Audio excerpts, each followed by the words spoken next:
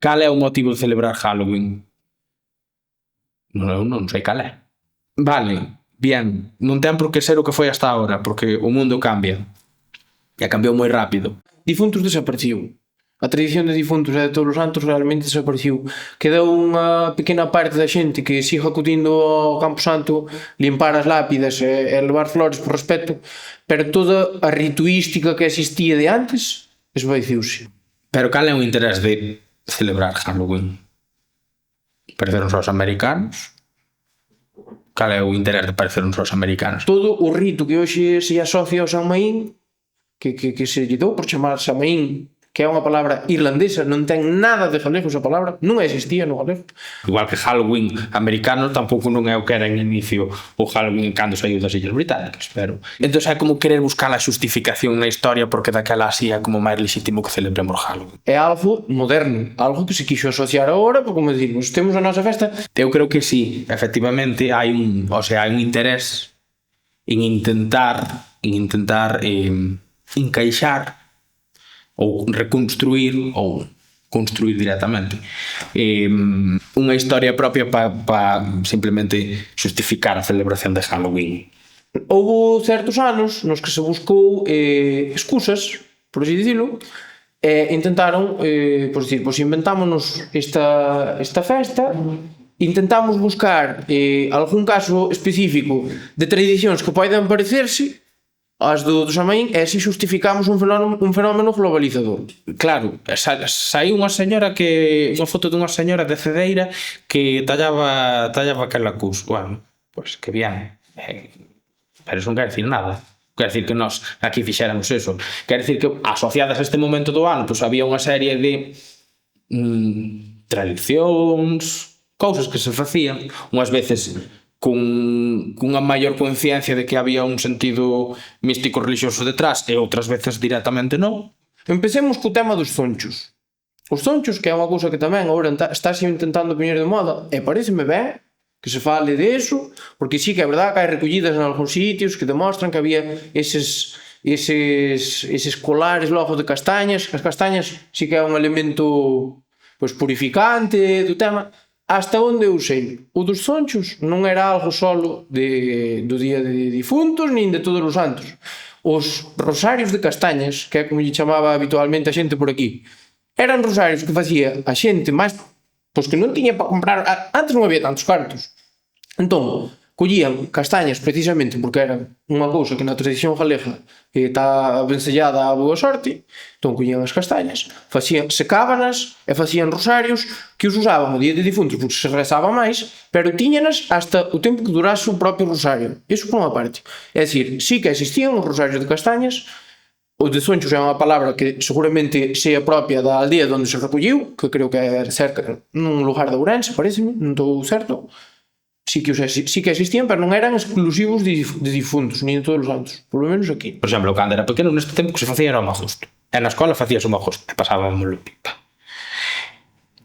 O do Halloween era como unha cousa aí moi puntual que se facía, pero nós facíamos, nas todas as escolas se facían un magosto. Esa cultura do medo, do espanto, dos disfraces, mira que non hai tempo para disfrazarse en Galicia, Temos todo un druido, que o ciclo dun druido é larguísimo, empeza despois de Reis, prácticamente. Pero non, tornou nunha cultura herdada de Hollywood que o que quere é vender disfraces no bazar a toda costa. Halloween empezouse a celebrar aquí porque os profesores de inglés querían facer como unha achega cultura anglosaxona na súa clase. E de repente puxose de moda e parece que todos temos que performar formar parte dunha cultura que non formamos. Eu creo que as culturas beben unhas das outras e que se crean como diálogos e non pasa nada porque incorporemos cousas novas se queremos, pero non estamos nese punto, está como se barraremos o que temos de base primeiro, entrar unha cousa e agora de repente temos esta cousa e queremos coller o que nos interesa do que temos de base para sustentar isto, cando o que tiñamos antes era perfectamente válido. Eu penso que o noso Día de Todos os Santos tiña suficientes ritos e suficientes tradicións tanto dentro do cristiano como fora, como para ter que xustificalo co San Maín.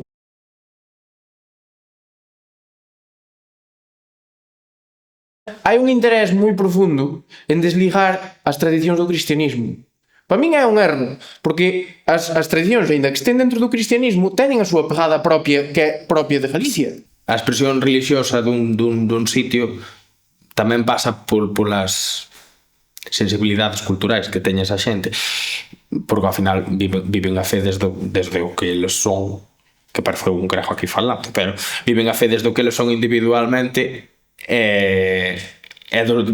desde o que son como sociedade e de cales son as súas crenzas culturais de base, e eu non me parece que estea en contra. Quer decir, se nos poñemos con eso, pois podemos nos poñer carfontes á porta dos sitios onde hai romaxe, ou en fin, a facer festas en carballeiras, ou etcétera, etcétera. Unha cousa que se facía moito na nosa parroquia, que a mí sempre me chamaba moito a atención, que era porque colgar lazos nos santos cada vez que lle facías unha ofrenda, entón os santos da iglesia parecía que estaban todos cheos de lazo, parecía unha antroidada, pero era unha cousa así moi chamativa. Todas esas cousas forman parte da visión popular da religión. É unha cousa cultural, pero ao final non invalida as crenzas de ninguén. Isto sí que é propio de difuntos. Antes orábase polas ánimas del purgatorio durante todo o ano, pero en difuntos especialmente. Entón, unha persona collía e iba, parábase de traballar a mediodía en xeral, e iba á iglesia pola tarde e escollía unha das súas ánimas, fose seu pai que morrera, súa nai, seu avó, algunha das ánimas a que lle tivese moita devoción e que estuvese no purgatorio con el, porque algún pecado había de ter. Entón chegaba á iglesia e rezaba 7 ou 9 Padres Nuestros, e Rosarios, eu non recordo ben se eran 7 ou 9, pero un número así desa par. E despois tiña que ir ao panteón ou á sepultura onde estaba esa persona, falar con el, botar outras oracións, e iso era unha indulgencia. E unha indulgencia significaba menos tempo no purgatorio. Entón, claro, ti estabas pedindolle a esa persona para que estuvese menos tempo no purgatorio, pero ao mesmo tempo ele iba a velar por ti despois, no resto do ano, porque iba a ir ao ceo e iba a ser unha ánima máis do teu panteón. E a xente collía a tarde libre moitas veces para poder rezar cantas máis posible. Entón facía isto: iglesia, rezar, panteón, falar, volver á iglesia, volver outra vez, empezaba así o ciclo e botaban así a tarde moitos. Tamén é verdad que iban ao panteón, limpalos, levarlle flores, poñelos bonitos, falar con eles. Eso ainda a día de hoxe se conserva. Hoxe en día os panteóns e os campos santos, por todos os santos e por difuntos, están engalanados de flores e ben limpiños. Unha certa deferencia aos difuntos, aparte, bueno, na miña casa había casi un culto a miña avoa, porque era unha cousa. E así que nós de pequenos, máis que ao mellor que nos criamos nun ambiente religioso, como pasa en moitos sitios na aldea, non? Máis que rezarlle a Dios, rezábamos a meus abuelos, verdad? Pero depois había unha cousa moi divertida, que a min pareceme do máis simpático que oín en difuntos en todos os santos. Isto, palabras do meu bisavó, que a día de hoxe ten 93 anos, e fui sempre dunha casa onde o rito mantivose ben. Parece ser que nas noites de difuntos e nos días de todos os santos aparecíanseche as ánimas que estaban no purgatorio da túa casa, as máis cercanas. Vámonos poñer no caso que eu son teu pai, e eu morrín. E morrín cometendo un pecado que habitualmente era mover un marco ou facerlle unha falcatruada a alguén. Eu morrín nese pecado. Entón, estou no purgatorio, cheguei ao ceo e San Pedro díxome: moi ben, pero tes que pasar tantos anos no purgatorio porque tivestes tal pecado e tal pecado. Pois eu tiña dereito, o dereito divino de o día de difuntos ou todos os santos aparecerme a ti, a miña filla logo, e dicirche: mira, movinlle tantas varas ou tantos metros o marco a fulano de tal, ou fixen tal falcatruada, para que ti a amendaras, para que ti poderas amendar esa falcatruada, que eu fixera ese meu pecado, foras a donde o veciño prexudicado e dixeras: mira, que mi padre fixo esta falcatruada neste momento. Entón ti arreglabas ese mal que eu fixera e eu así tiña menos tempo no purgatorio e podía ir ao ceo. Claro, isto é a teoría, isto contano que a xente que o vivía de verdade, para eles era real.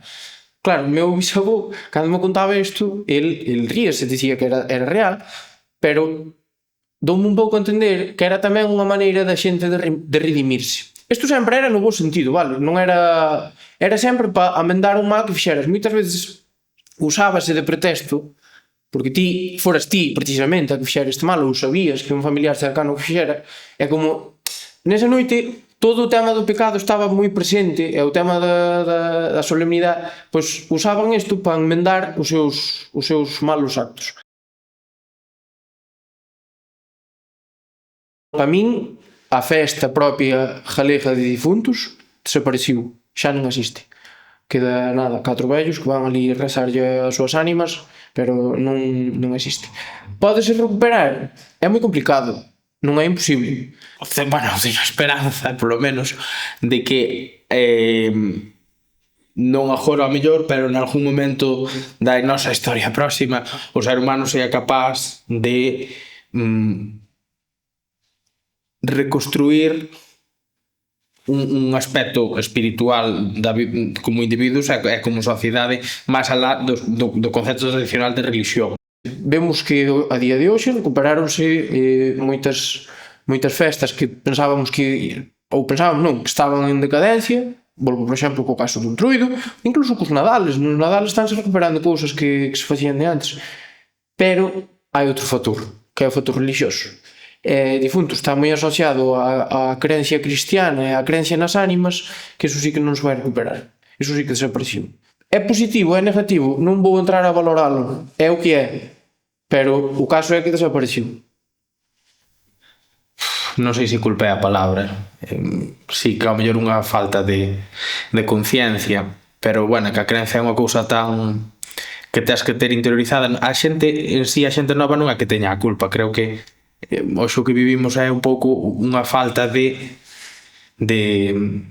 transmisión da crenza, que eso ao final queda un pouco mal dicirlo así, a culpa é dos pais, sí.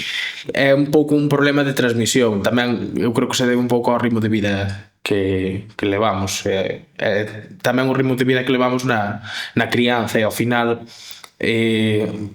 os nenos, a xente máis nova está pouco en contacto ou convive pouco coa xente, con seus pais, desgraciadamente, e tamén con xente máis vella, e tamén convive moito menos en comunidade. Entón, todo ese contexto arredor do que se forman as crenzas máis básicas dunha persoa, pois xa non está. Se non tomamos conciencia dese contexto, pois é moi complicado que consigamos transmitirlle determinadas cousas á xente. Pasa con máis cousas, non só pasa cas crenzas, pasa pois coa lingua, en fin, pasa con moitas cousas, con determinados valores. Ás veces hai determinadas crenzas, valores que necesitan un desenvolvemento no tempo, e hoxe en día creo que temos de todo menos tempo.